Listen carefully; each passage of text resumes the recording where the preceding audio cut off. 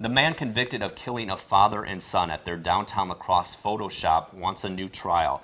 41-year-old Jeffrey Lepsch is currently serving 2 life sentences for the murders of Paul Petrus and his 19-year-old son AJ at Mays Photo back in September of 2012. About a year into his sentence, he argues some of the jurors in the case were biased in their decision.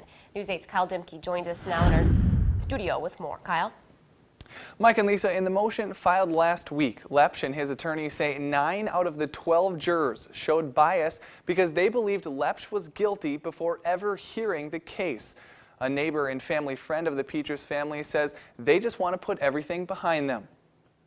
Tuesdays used to have a different meaning for Ted Withey and his best friend, Paul Petrus. We did what's called a 2-man pub crawl.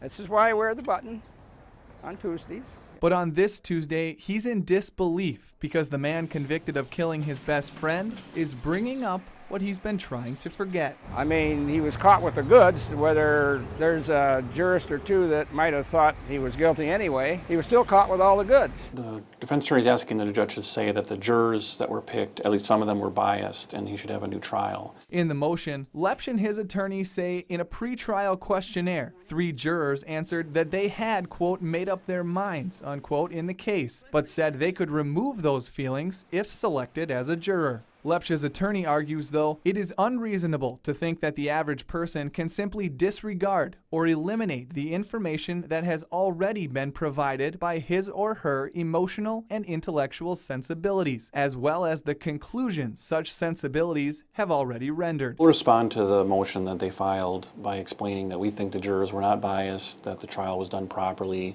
that the defense attorneys were not ineffective.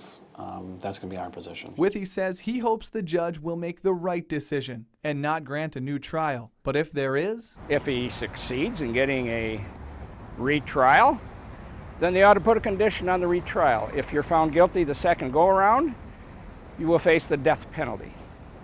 Period. That's the way a lot of us feel. Withey says the Petrus family is just trying to move on from it all. And we did reach out to the defense attorney, but have yet to hear back. All right, thanks a lot, Kyle. And the district attorney has until August 15th to file his brief in this case. Then Circuit Court Judge Ramona Gonzalez will make a ruling.